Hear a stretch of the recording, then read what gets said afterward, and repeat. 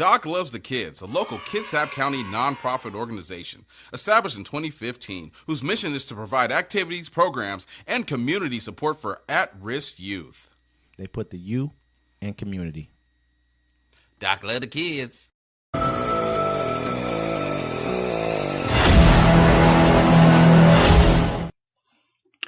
Welcome to Uncommon Courtesy, where we give you the courtesy of conversation that's uncommonly spoke of. I'm D-Mac. I'm Wesley. And this is the show.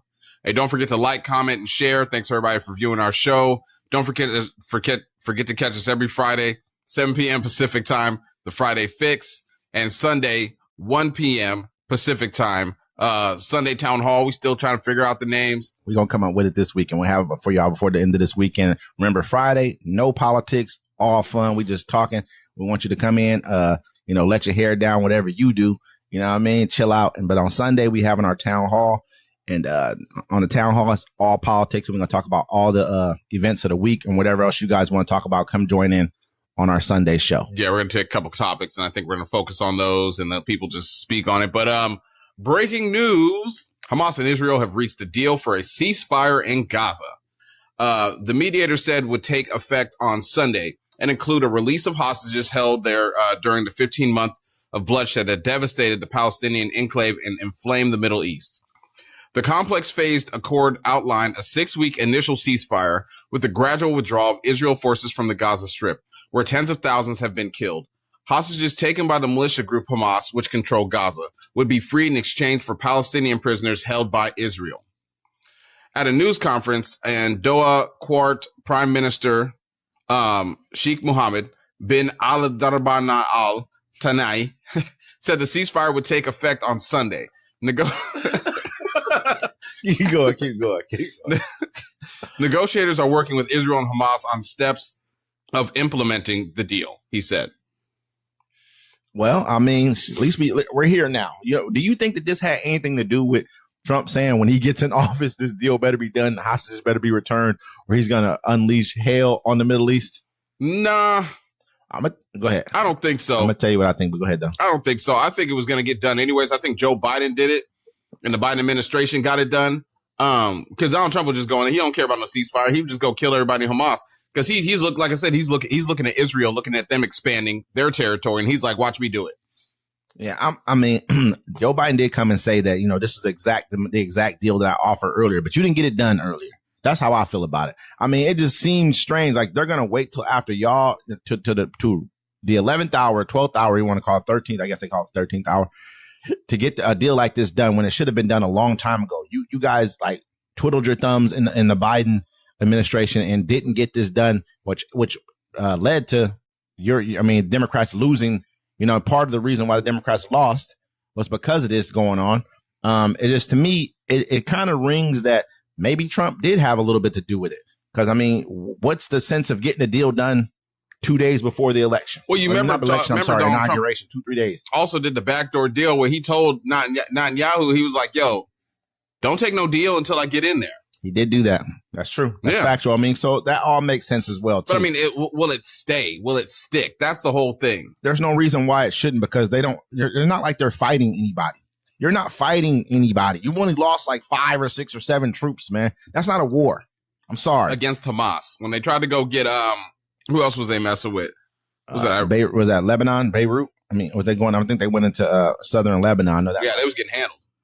But when y'all went in here to say that you were fighting a war in Gaza, that was not a war. But let's just say good that the deal got done. We've all wanted this. We all wanted peace. Hopefully they take the deal with which I think it's the UAE gave, which they allowed them to come in and basically run the transition and the reconstruction of Gaza, where it's not Israel running there, because we all know they're going to start stealing land. First thing they're going to do, steal land. You're still in the West Bank already. We know what you guys are doing. Everybody knows what you're doing. You're hoping everybody turns their back so you can steal as much as you possibly can. But think about it, because that's what they got. Israel's only doing that because America has their back. And now we got, Trump in office. He going to do whatever he wants, because who going to stop him? Nobody. Literally. It's smart for us, man, to deal with the UAE on this, because there are our new partners in the Middle East. Better than even closer than we are to Saudi Arabia. Even though we have a bunch of bases in Saudi Arabia, we have a bunch in the UAE as well. I think we got some. I'm not sure if we have them in Qatar or not, but I know we got them in the UAE. And so they're becoming more of our partners. I know that in certain other battles, we've also been dealing with them. Some stuff going on over in Africa. I think they've just invested like something like $100 and something billion in Africa as well, UAE. So that'll be, hopefully we can have some kind of get a little bit of love, because we sure as hell haven't been doing our job in Africa. That's why you got people like China and Russia in that, in their yard over there, really taking it to us. So, I'm just happy that the deal got done finally. I mean, after you've killed about how many people? Killed like probably 100, 200,000 people. I mean, they're going to say it's about 50, but they haven't even, just wait till they go find the mass graves. Wait till they go see everything that's been done. They don't know. They haven't even, it's just countless buildings that's been basically whole entire like cities damn near, in Gaza have been just demolished, rolled over, blown up for no reason, for fun. In reality, hopefully someone comes in, puts a bunch of money into it, because that's a lot of waterfront property. It's a lot of they have a lot of natural resources over there too. So we know that Israel would love to get their hands on those. Hopefully they can have their own water, their own food, everything else for themselves. They can have their own ports set up so they can receive their stuff for themselves, because which they could. It makes, for me, they have water access, so they should be able to have all their own food and everything else too. You got waterway access. So good the deal's done. Yeah, good the deal done. Hopefully it sticks around. Hopefully Israel doesn't decide. I mean, if the UAE, they come in and they fix it, there's Israel's cooked for it. They're not going to be attacking them no more. I mean, you just never know. Look at the West Bank. They still got to worry about there's so many settlements in the West Bank. They've already taken the Golan Heights. That was Trump. They got Jerusalem named as their capital. So you just never know, man. And they've also secured land in Syria as well. Like, hey, it was like a no man's land. Like it was like a little buffer zone. They went and took that land. Like, we're just taking it for now. We'll give it back to you later. And they bombed all their bomb making facilities, everything over in Syria as well too. I mean, so these people, man, we know who we're dealing with, man. Netanyahu ain't the last of what they're going to do. The whole thing is they're just doing it with the backing of America. Now, hopefully America will be so sideways in the chaos that's going to ensue in the next couple of months that, I'm saying, somebody can actually get some get back on somebody overseas, because we'll be too busy. It ain't going to matter, man. We're just going to keep pumping the money. China's going to take Taiwan. Trump's like, I don't care about Taiwan. I don't think we're going to give up Taiwan right now. We can't afford to let them take Taiwan right now. We just can't. Can't really afford to go to war with China either. Yeah, but they got but if we there's no more chips that we can have access to, if all of our computers are starting, that we can't make new computers, phones, anything that's just digital, cars, everything that's digital. I mean, I don't think we're gonna. Let's just hope not. Yeah. You may be right. I'm saying, but FDA bans red dye number 3 from food, drinks, and ingested drugs in the U.S.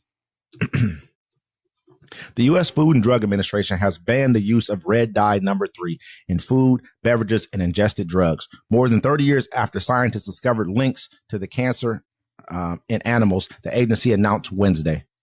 A synthetic color additive made from petroleum and chemically known as, I don't want to say that word, red dye number 3 is used to give foods and beverages a bright cherry red color. The move acts on a November 2022 petition submitted by multiple advocacy organizations and individuals, including the Center for Science in the Public Interest and the Environmental Working Group, which cited links to cancer. The decision by the federal agency also follows in the footsteps of California, whose governments banned the additive in October 2023. Manufacturers using red number 3 in food and ingested drugs have until January 15, 2027 and January 18, 2028, respectively, to reformulate their products according to the FDA. Foods imported to the United States also must comply with the requirements. You're giving these damn people 3 years. Well, I'm saying the candies is, this is the food that the red dye 3 is in. For candy, it's Pez, assorted fruit, Double Bubble original twists, and Branches candy corn and Jelly Belly.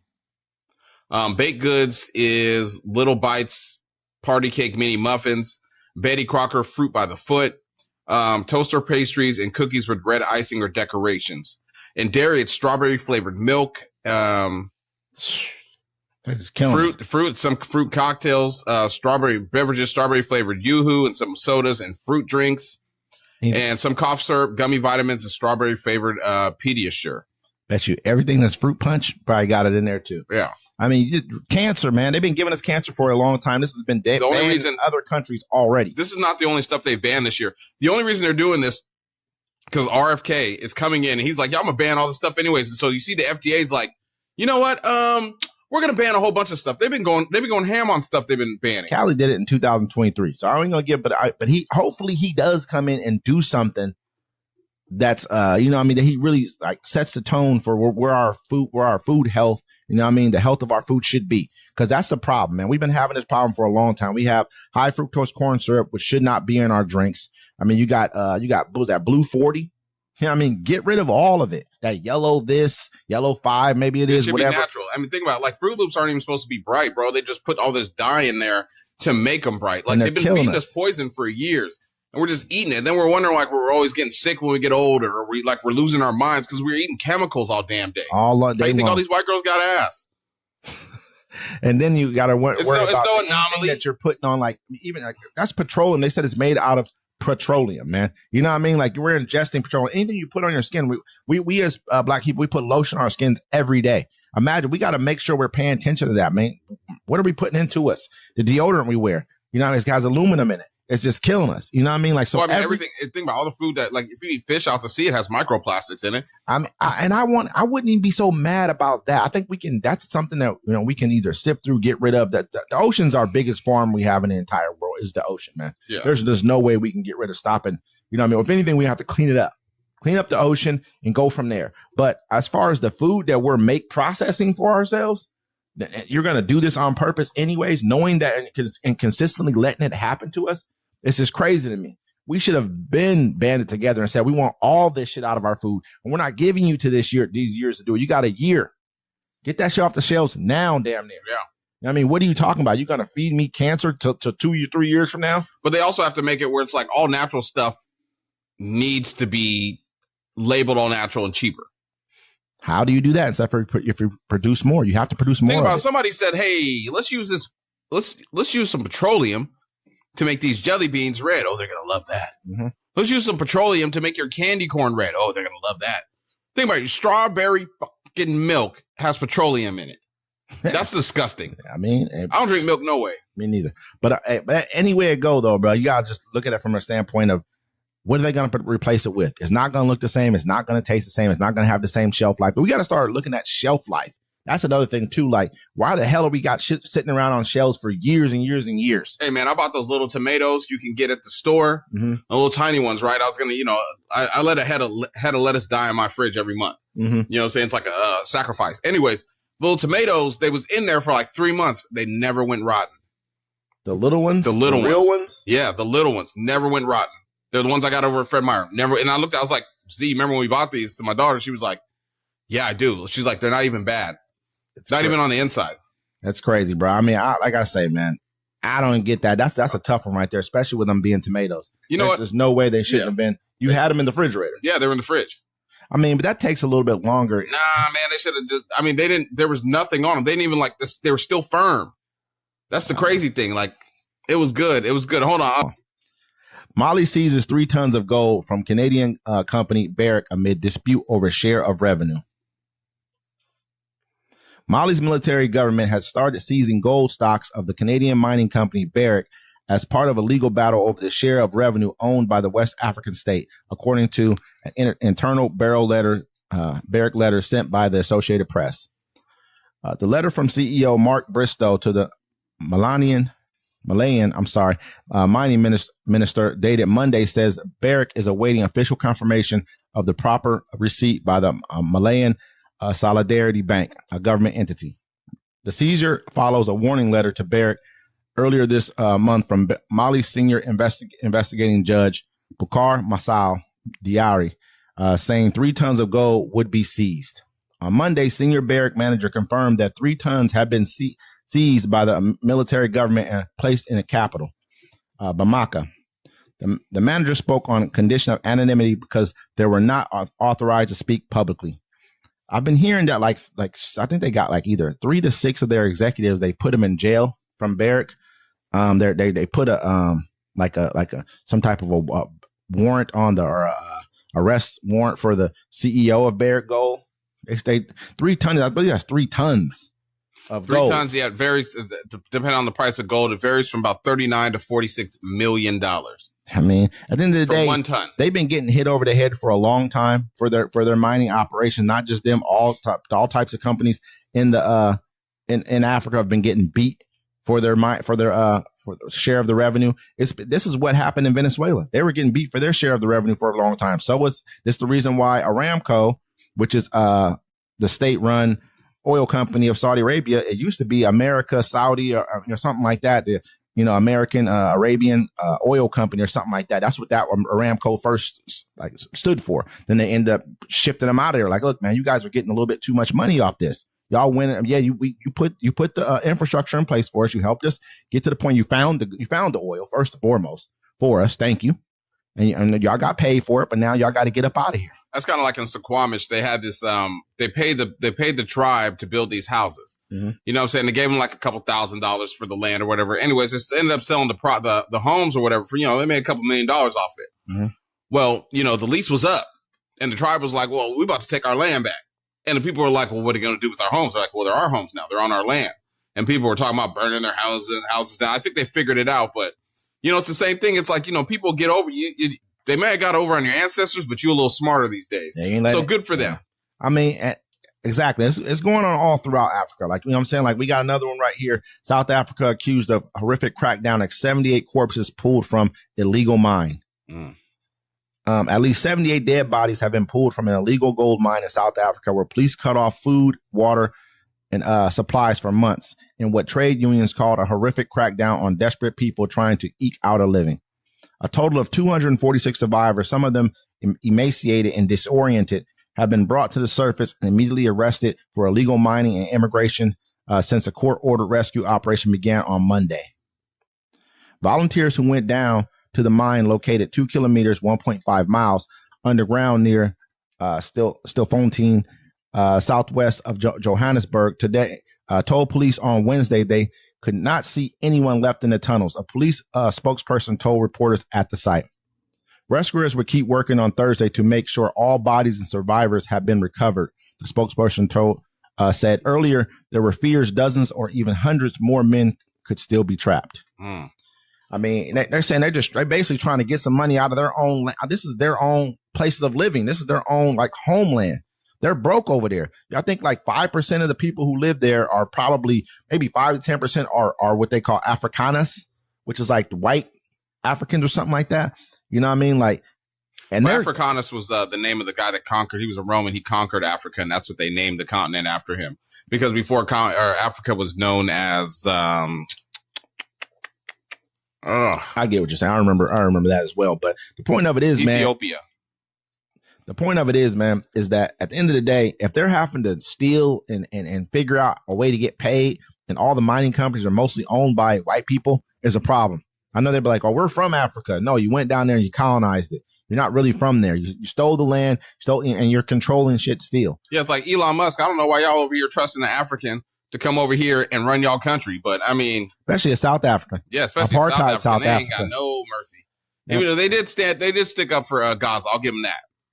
No, I'm not hating on South Africa. I think just the overall, who they are. I think they just what they haven't done is pull the rug out. Like Mali pulled the rug out. Like France, get the fuck out of here. Niger did the same thing. Senegal, a bunch of them kicked France out. Chad, you know what I mean? Like a lot of them. Ivory Coast, get out of here. They kicked them out. But I think that when you look at South Africa, there's a lot more infrastructure in place there that is ran by Europe still to this day. Oh yeah, they're racist towards the original people that are from there. They treat them like crap, but they allow them to do it. And at the same time, I saw them in a swimming pool. I saw this video of this black kids went to a white swimming pool in South Africa. It's a white swimming pool, and they were just damn near trying to drown the kids over there. Yeah, look at Australia. Being there. I mean, when's the last time you seen an Aboriginal? A lot of them are from Australia. I know a lot of that's from Australia. There's Australia. That's the indigenous people of Australia were Aborigines, and they were all black people, and they killed most of them. If they weren't raping the women, they were killing the dudes. Just like you know how they go: rape, kill, disease, murder. That's what it is. Absolutely. But hey, ladies and gentlemen, we're gonna keep you up to date. I hope y'all enjoyed the show. This is Uncommon Courtesy.